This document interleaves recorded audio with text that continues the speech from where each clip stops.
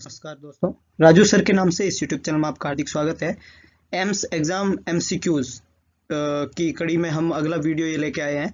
ये सारे जो वीडियोज है ये एमसीक्यूज वीडियो है और इसमें डिफरेंट टाइप के एग्जाम जो एम्स के लेवल के होते हैं, चाहे वो दिल्ली एम्स हो, जोधपुर एम्स हो और किसी एम्स का हो, वहाँ पे बहुत इंपॉर्टेंट बनते हैं। कंसेप्ट बेस के सारे क्वेश्चंस है, विद रैशनल हम इनको सॉल्व कर रहे हैं।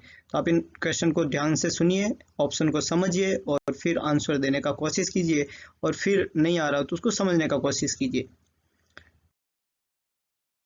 सबसे पहला क्वेश्चन जो है हमारा, एक client is to undergone barium swallow, है ना। एक पेशेंट है जो किसमें किसका क्या कौन सा टेस्ट करा रहे हैं हम उसका, बेरियम स्वेलो। देखो, इस तरीके के क्वेश्चन को समझने के लिए आप एक लाइन को समझते जाइए तो आपको क्वेश्चन का आंसर देना बहुत आसान हो जाएगा।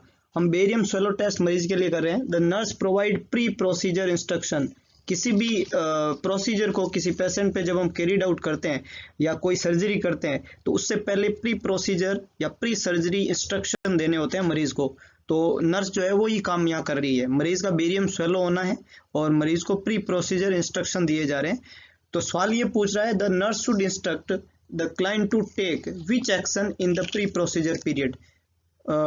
उस पीरियड जो प्री प्रोसीजर जो पीरियड है, वो जो टाइम पीरियड है जो टेस्ट होना है उससे पहले के जो टाइम में है, तो कौन सा इंस्ट्रक्शन मरीज को फॉलो करना है। 4 इंस्ट्रक्शन दिए होंगे इस तरीके के सवाल में। जो 4 ऑप्शन होंगे उसमें एक ही आंसर होगा जो कि सही इंस्ट्रक्शन होगा, 3 आंसर जो है वो गलत इंस्ट्रक्शन होंगे। तो आपको यही पहचानना है कि उन 4 ऑप्शन में सही इंस्ट्रक्शन कौन सा है। सबसे पहला ऑप्शन दिया हुआ है, अवॉइड ईटिंग और drinking after midnight before the test. Test के जिस दिन टेस्ट होना है उससे पहले वाले दिन की मध्य रात्रि से खाना पीना एकदम बंद करना है। मतलब after 12 PM 12 AM eating and drinking, है ना।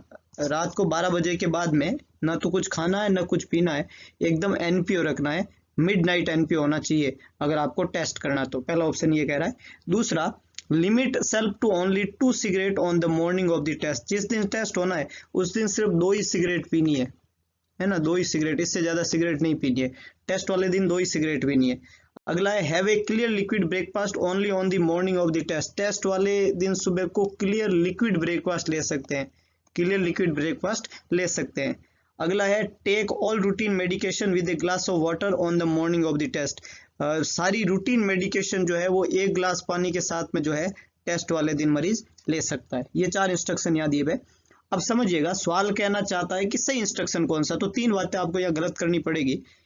3 बातों में जो ये 4 बातें दी हुई है इसमें 2 बातें जो है वो कुछ खाने पीने का दे रही है, एक बात मना कर रही है और एक में सिगरेट पीने का बोला जा रहा है। तो देखिएगा, सिगरेट पीना तो वैसे भी मना है और कोई इस टेस्ट से कोई संबंध ही नहीं है मरीज का कि 2 सिगरेट में। अगर कोई मरीज सिगरेट पी रहा है तो वो पिएगा, नहीं पी रहा, मतलब the mean is that cigarette पीना वैसे तो नहीं चाहिए, लेकिन सिगरेट जो है वो रेस्पिरेटरी सिस्टम से संबंधित कंसेप्ट है। तो यहाँ पे बेरियम स्वेलो जो है वो जीआई सिस्टम की बात हो रही है। तो ये बी ऑप्शन तो वैसे ही गलत हो गया क्योंकि इसका संबंध कुछ भी सिगरेट से है ही नहीं। सी और डी ऑप्शन में मरीज को लिक्विड देने का बोला जा रहा है। यहाँ दिया दिया क्लियर लिक्विड ले लो और यहाँ दिया है glass of water, that is a clear liquid, same बात है। तो ये दोनों चीजें नहीं देनी होती है क्योंकि एकदम मरीज को एनपीओ रखना होता है, इसलिए दोनों ऑप्शन भी गलत है। जब 3 बातें गलत है, एक बात बची है, इसलिए ये सही है कि मरीज को बोले कि मिडनाइट से मरीज क्या रहे, एनपीओ। अब बात आती है, तो फिर रूटीन मेडिकेशन मरीज नहीं लेगा क्या। तो रूटीन मेडिकेशन जो मरीज मान लो बीपी की दवाई ले रहा है या थायराइड की ले रहा है वो लेगा, लेकिन 1 ग्लास पानी के साथ में नहीं, सिप्स ऑफ वाटर के साथ में, सिप्स ऑफ वाटर, है ना, घूट पानी के घूट के साथ में, है ना। इससे ज्यादा उसको नहीं लेना है क्योंकि बेरियम स्वेलो टेस्ट के लिए मरीज को क्या होना जरूरी है, एनपीओ। इसलिए A answer is the correct one. अगला क्वेश्चन है अपना, the nurse is called to a client's room to assist the client who has a chest tube. एक मरीज है जिसको चेस्ट ट्यूब लगी है और उसके रूम में नर्स को बुलाया गया है ना। एक मरीज है जिसको क्या लगी हुई है, चेस्ट ट्यूब। चेस्ट ट्यूब जो है वो प्लूरल स्पेस में लगती है और नेगेटिव प्रेशर पे काम करती है, तो वहां पे बुलाया गया है नर्स को। क्लाइंट कहता है कि she is felt like the tube pulled out. उसे लग रहा है कि ट्यूब बाहर आ गई है, उसे ऐसा फीलिंग हो रहा है कि ट्यूब क्या हो गई है, बाहर आ गई है। तो अगला एक्शन क्या होगा नर्स का कि उसको असेस करना चाहिए। तो नर्स ने वही किया, उसने असेस किया। और क्या असेस किया ट्यूब को, तो उसने क्या फाइंडिंग मिली कि ट्यूब जो है वो क्या हो चुकी है, dislodge and is lying on the floor. Tube जो है वो वहां से क्या हो चुकी है, बाहर आ चुकी है और सरफेस के ऊपर पड़ी हुई है। The mean is tube is pulled out, tube is disclosed, what action should the nurse take next, nurse का अगला एक्शन क्या होगा। तो देखिएगा जब भी चेस्ट ट्यूब लगी होती है किसी मरीज को तो यहाँ पे दो तरह के कॉम्प्लिकेशन होते हैं। ये नेगेटिव ड्रेनेज सिस्टम पे काम करती है, तो या तो नेगेटिव सिस्टम कहीं ना कहीं से क्रैक या ब्रेक हो जाता है ना, कहीं से क्रैक या ब्रेक हो जाता है, या ट्यूब जो है वो क्या हो जाती है, डिस्क्लोज हो जाती है। तो अगर अपना सिस्टम जो है वो क्रैक या ब्रेक होता है तब तो हमें क्या करना होता है, उस ट्यूब को, जहाँ जो ट्यूब है जो लगी हुई है चेस्ट ट्यूब, उसको पानी के अंदर वाटर सील चैम्बर के अंदर डालना होता है और फिर हमें उस क्रैक या ब्रेक सिस्टम को नए सिस्टम के साथ में रिप्लेस करना होता है। वहां तो ये जवाब बनता है। यहाँ क्रैक या ब्रेक नहीं हुआ, यहाँ तो हमारी ट्यूब क्या हो चुकी है, पुल्ड आउट हो चुकी है। जब ट्यूब पुल्ड आउट होती है, क्रैक या ब्रेक होने पे क्या किया हमने, उस ट्यूब को जो हिस्सा उधर नेगेटिव सिस्टम की तरफ था उसको हमने पानी के अंदर रखा और फिर हम क्या करेंगे, नया सिस्टम लाके वहां पे रिप्लेस करेंगे। अगर ट्यूब भी बाहर निकल गई है, पुल आउट हो गई है, तो जिस एरिया से ट्यूब डाली हुई थी उस एरिया को क्या करना है, पिंच करना है, स्किन को, दोनों जो स्किन है उसको क्या करना है, पिंच करना है। वहां पे एक ओक्लूसिव ड्रेसिंग लगानी है और उस एरिया को क्या कर देना है, कवर कर देना है। ये सबसे पहले प्रायोरिटी होती है। तो अगर क्रैक या ब्रेक हुआ तब तो रिप्लेस करना है, और अगर ट्यूब पुल आउट हो चुकी है तो क्या कर दो, उसको पिंच करके वहां पे स्टेराइल ड्रेसिंग से कवर कर दो और फिर फिजिशियन को इन्फॉर्म करो। तो यहाँ पे यही हुआ है, ट्यूब डिस्क्लोज हो चुकी है। पहला ऑप्शन कह रहा है obtain a pair of sterile gloves, तो ग्लव्स की जरूरत नहीं है, ये कोई स्टेराइल प्रोसीजर हम करने नहीं जा रहे हैं, हमें तो तुरंत क्या करना है, उस ट्यूब वाली जगह को पिंच करना है, दोनों ओपनिंग को टुगेदर पिंच करके और फिर वहां पे ओक्लूसिव ड्रेसिंग लगानी है। दूसरा ऑप्शन कह रहा है contact the charge nurse for help, charge nurse से कॉन्टेक्ट करेंगे तो हमें कवर करके तुरंत फिजिशियन को इन्फॉर्म करना है। चार्ज नर्स का यहाँ कोई रोल नहीं है, इसलिए ये आंसर भी क्या हो जाएगा, गलत हो जाएगा। अगला है cover the insertion site with sterile dressing, sterile dressing से इंसर्जन साइट को कवर करना बिल्कुल सही है, कवर कर दो और कवर करके फिर क्या करो, ओक्लूसिव ड्रेसिंग करके फिर क्या करो, कॉल कर दो फिजिशियन को। तो ये आंसर यहाँ पे सही है।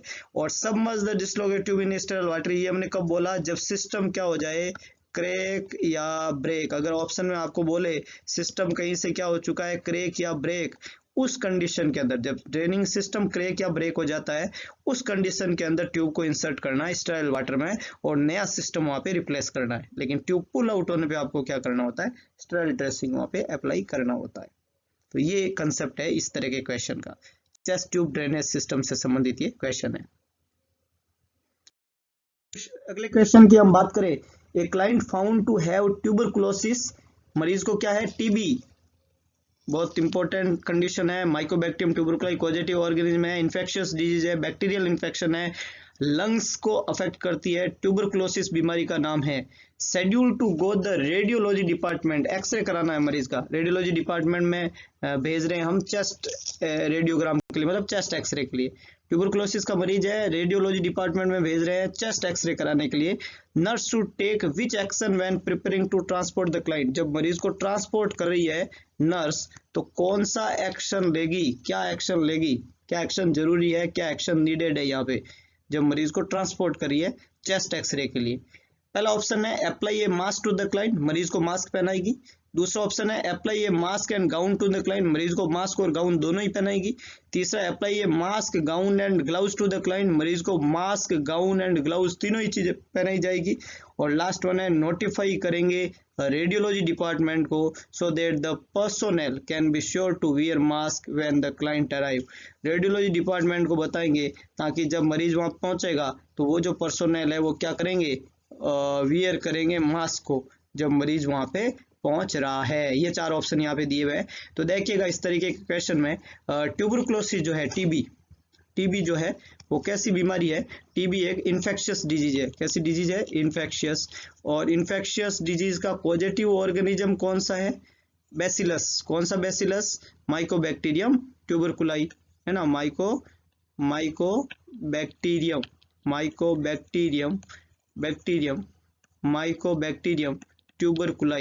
ट्यूबरकुलाई, ये एक बैसिलाई है और ये इसका पॉजिटिव ऑर्गेनिज्म है। और ये स्प्रेड होता है किसके थ्रू, एयरबोर्न रूट से। कौन से रूट से फैलता है ये, एयरबोर्न रूट। इसका फैलने का रूट कौन सा है, एयरबोर्न रूट। और एयरबोर्न रूट से अगर फैलता है, एयरबोर्न रूट का मतलब हो गया कि पेशेंट जो है जब भी स्नीजिंग या कफिंग करेगा तो ये उस रूट से फैलेगा, है ना, एयरबोर्न रूट से जाएगा और दूसरे मरीज को होने की संभावना है।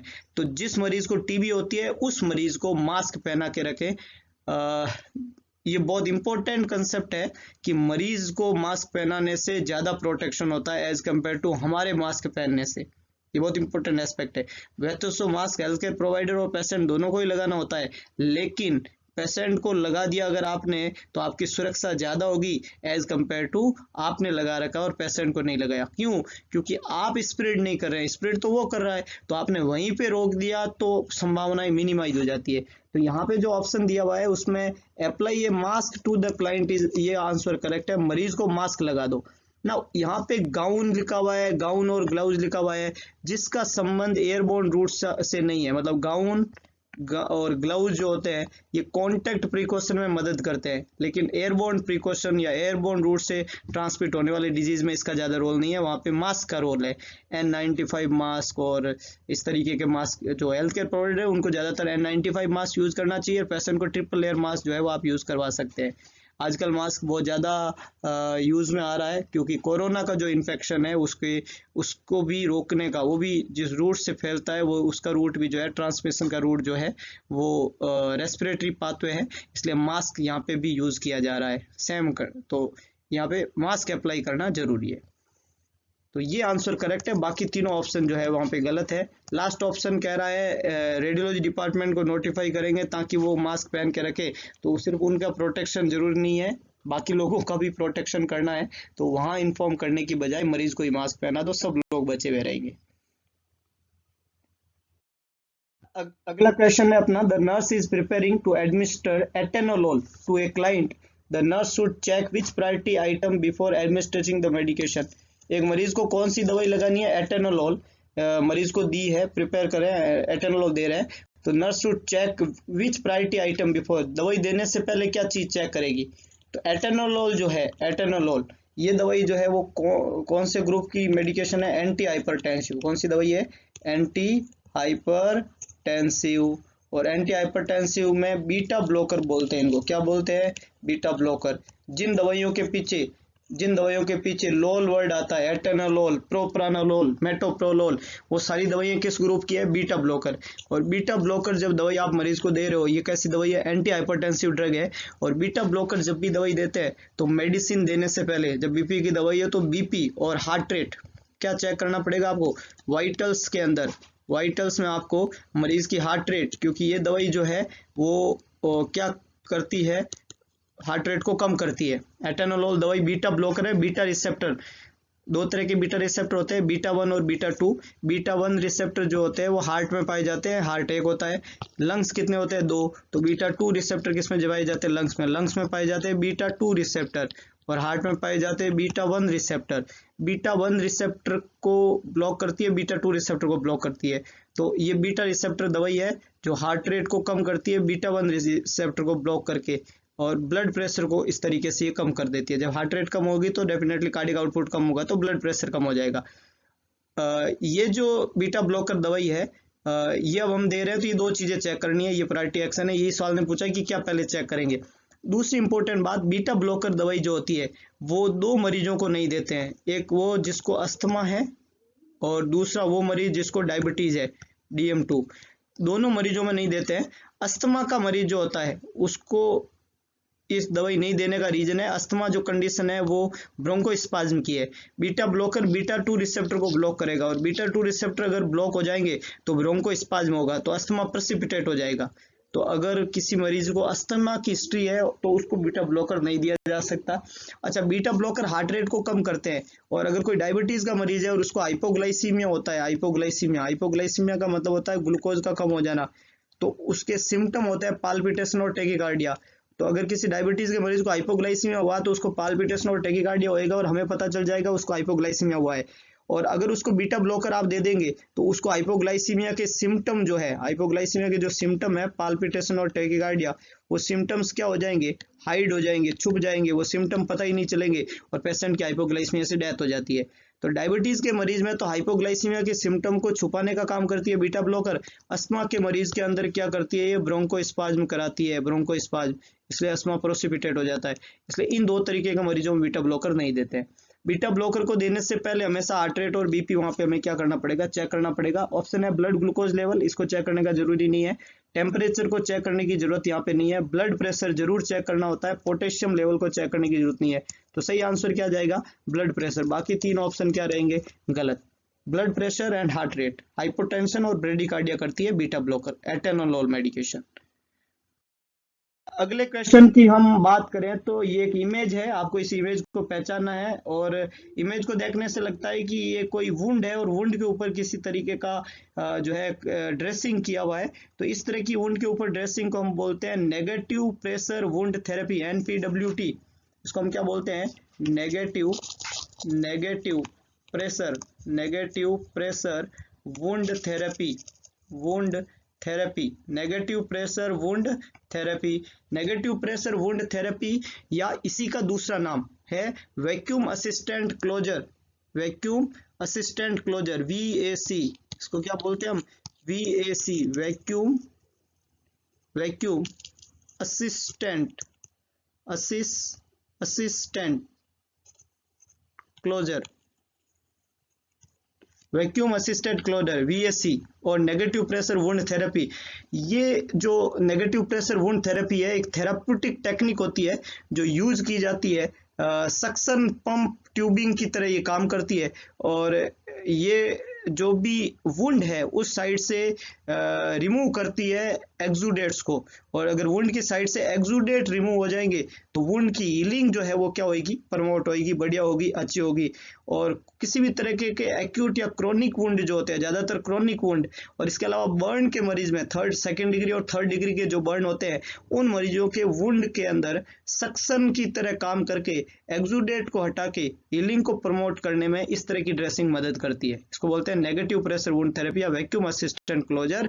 वुंड की साइड से नेगेटिव प्रेशर के द्वारा सक्शन पंप इससे अटैच रहता है, ट्यूबिंग के थ्रू ये वहां से एक्सेसिव अमाउंट के एक्सुडेट को रिमूव करके वुंड को हील होने में प्रमोट करती है, नेगेटिव प्रेशर वुंड थेरेपी। अगला क्वेश्चन है अपना, a nurse is monitoring a client receiving parental nutrition मरीज रिसीव कर रहा है। The client is suddenly develop respiratory distress, उसको क्या हो गई है, सांस में दिक्कत। पेरेंटल न्यूट्रिशन तब देते हैं जब मरीज एंट्रल नहीं ले पा रहा है। एंट्रल होता है मुंह से, पेरेंटल होता है नाड़ी से। ज्यादातर पेरेंटल न्यूट्रिशन जो है वो हाइपरटोनिक टाइप के सॉल्यूशन होते हैं, इसलिए हम उसको सेंट्रल लाइन से देते हैं। तो सेंट्रल लाइन से पेरेंटल न्यूट्रिशन दिए जाते हैं। पेरेंटल न्यूट्रिशन जब हम दे रहे हैं मरीज को और सडनली उसको रेस्पिरेटरी डिस्ट्रेस, यहाँ पे सिम्टम दिए हुए हैं, रेस्पिरेटरी डिस्ट्रेस, डिस्निया और चेस्ट पेन उसको हो रहा है, और नस सस्पेक्ट कर रही है उसको क्या हो गया है, एयर एम्बोलिज्म सस्पेक्ट है। तो मतलब एक मरीज है जिसको पेरेंटल न्यूट्रिशन दिया जा रहा है और उसका एक कॉम्प्लिकेशन है कि उसको एयर एम्बोलिज्म हो रहा है। तो आपको number of the action that nurse would take in order to priority के आधार पे कुछ एक्शन दिए हुए हैं। कौन कौन से एक्शन प्रायोरिटी के आधार पे आप वहां पे काम में लेंगे, देखिए यहाँ 5 से 6 एक्शन है। आप पहले क्या करेंगे और बाद में क्या करेंगे ये यहाँ पे चूज करना है। पेरेंटल न्यूट्रिशन सेंट्रल लाइन से आप एक मरीज को दे रहे थे और मरीज को अचानक से एयर एम्बोलिज्म हो गया जिसके ये सिम्टम है। तो एयर एम्बोलिज्म का मतलब है ब्लड वेसल में ब्लड के साथ में एयर चला गया है। अब वो आगे जाके क्या बन जाएगा, पल्मोनरी एम्बोलिज्म। तो उसको पल्मोनरी एम्बोलिज्म बनने से रोकना आपकी सबसे पहले प्रायोरिटी होती है। तो क्या एक्शन लेके आप उस तरीके को, उस चीज को रोकेंगे। तो 6 एक्शन है यहाँ पे, oxygen, contact to physician, document, take the vital sign, clamp the intravenous catheter and position the client in left lateral position. ये 6 एक्शन है, आपको प्रायोरिटी सेट करनी है यहाँ पे। इस तरीके के क्वेश्चन जो है वो ऋषिकेश एम्स के अंदर कई बार पूछे हुए हैं और फ्यूचर में शायद बाकी एम्स में भी पूछे जाए, तो इनको भी आपको ध्यान में रखना होगा। सिंपली आपको ऐसा नहीं है कि एक एक आंसर रट लो इसी आएगा तो ये आंसर हो जाएगा, नहीं, आपको हर एक बात का ध्यान होना चाहिए। प्रायोरिटी के क्वेश्चन जरूर पता होना चाहिए, तब आप आराम से इन तरीके के सवाल को कर पाएंगे। तो एयर एम्बोलिज्म जब होता है तो सबसे पहला हमारा काम होता है वो एयर एम्बोलिज्म आगे जाने से उसको रोको। तो आगे जाने से कैसे रोका जाएगा कि आप सबसे पहले क्या करो, सबसे पहली प्रायोरिटी यही है कि क्लैम्प कर दो, तुरंत आईवी कैथेटर को क्या कर दो, क्लैम्प। तो ये हमारा सबसे पहला एक्शन होगा। ए नंबर पे सबसे पहले नंबर पे कौन सा होगा, हम इसको क्लैम्प कर देंगे। क्लैंप करने के बाद में दूसरा हम पोजीशन देंगे ताकि वो एयर एम्बोलिज्म जो है वो अगर हार्ट में है तो पल्मोनरी एम्बोलिज्म नहीं जाए, उसको राइट एट्रियम में ही ट्रैप कर दो ताकि वो राइट वेंट्रिकल में होके पल्मोनरी आर्टरी में ना जाए। तो मरीज को पोजीशन दे दो किधर, लेफ्ट ट्रिंडलबर्ग पोजीशन। लेफ्ट ट्रिंडलबर्ग पोजीशन हमारा बी नंबर एक्शन होगा, सेकंड एक्शन होगा।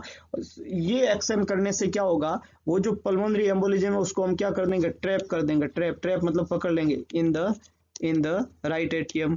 हम राइट एट्रियम में ही उसको ट्रैप कर देंगे, वहां से उसको आगे नहीं जाने देंगे। तो ये दूसरा हमारा एक्शन होगा। ये करने के बाद में तुरंत आप किसको इन्फॉर्म कर दो, फिजिशियन को। तो तीसरा एक्शन होगा, हम फिजिशियन को इन्फॉर्म कर देंगे कि इसको एयर एम्बोलिज्म सस्पेक्ट हो रहा है। ये 3 एक्शन तो प्रायोरिटी पे हो गए। पहले बंद करो, फिर पोजीशन दो, तुरंत इन्फॉर्म कर दो क्योंकि एक इमरजेंसी है। और आफ्टर इन्फॉर्मेशन अब हम अगला एक्शन करेंगे, ऑक्सीजन लगाएंगे क्योंकि उसको रेस्पिरेटरी डिस्ट्रेस है। तो चौथा हमारा होगा ऑक्सीजन लगाना, फिर हम उसके वाइटल्स चेक करेंगे। तो पांचवा एक्शन हमारा क्या होगा, वाइटल चेक करना। और लास्ट वन में हम क्या करेंगे, डॉक्यूमेंट कर देंगे क्या क्या इंसिडेंस हुआ था। डॉक्यूमेंटेशन भी बहुत जरूरी है। तो क्लैंप करो, पोजीशन दो, इन्फॉर्म करो, ऑक्सीजन लगाओ, वाइटल चेक करो और फिर उसको डॉक्यूमेंट कर दो। तो सबसे पहला एक्शन है 5, फिर 6, फिर हमने काम में लिया सेकंड, फिर हमने किया 1, फिर हमने किया 4 और 3। तो 5, 6, 2, 1, 4, 3 ये हमारे एक्शन।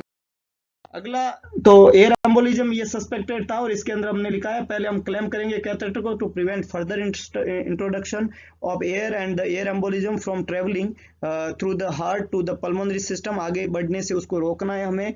दूसरा, the nurse would next place the client in a left side line position में हमने रखा, head lower then the feet ताकि ट्रैप हो जाए, एयर का ट्रैप हो जाए, राइट साइड के हार्ट में ही ट्रैप हो जाए और आगे ना जाए और air embolism pulmonary embolism convert ना हो। फिर हमने नोटिफाई कर देना है फिजिशियन को। ये 3 करने के बाद में हमने ऑक्सीजन लगाना है, हमने ऑक्सीजन लगाई और हमने वाइटल्स चेक किए और फिर हमने उसको डॉक्यूमेंट किया। तो इस तरीके का एक्शन हमने वहां पे लेना है। ये चार्ट है कि एयर एम्बोलिज्म को कैसे मैनेज करोगे।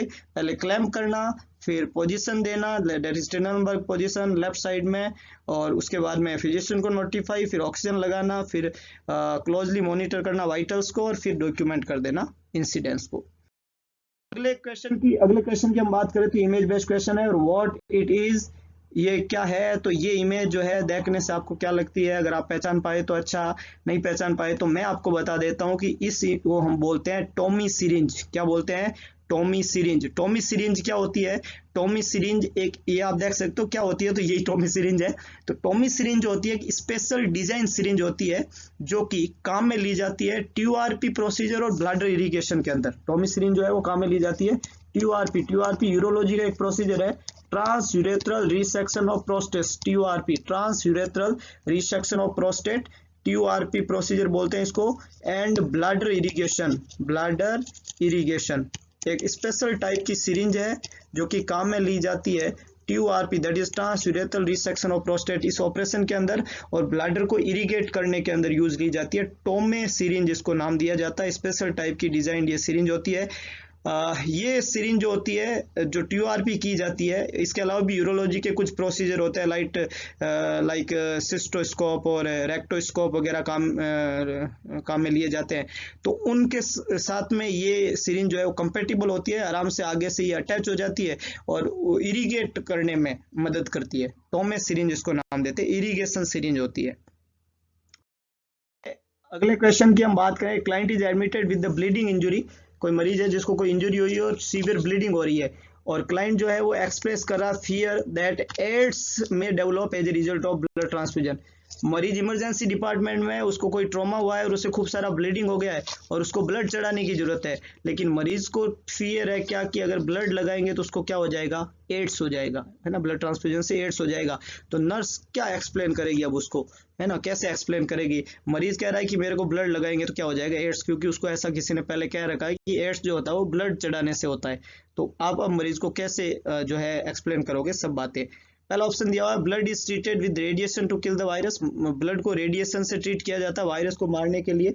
अगला ऑप्शन दिया गया है blood screen for HIV antibodies has minimize this risk, blood को स्क्रीन करते हैं हम HIV एंटीबॉडी के लिए ताकि रिस्क को मिनिमाइज करें, ब्लड टेस्ट करते हैं, HIV एंटीबॉडी उसमें चेक करते हैं। अगला है the ability to directly identify HIV has eliminated this concern. हम ब्लड में HIV का वायरस चेक करते हैं और फिर उसको चढ़ाते हैं, तो आपको HIV होने की संभावनाएं नहीं है।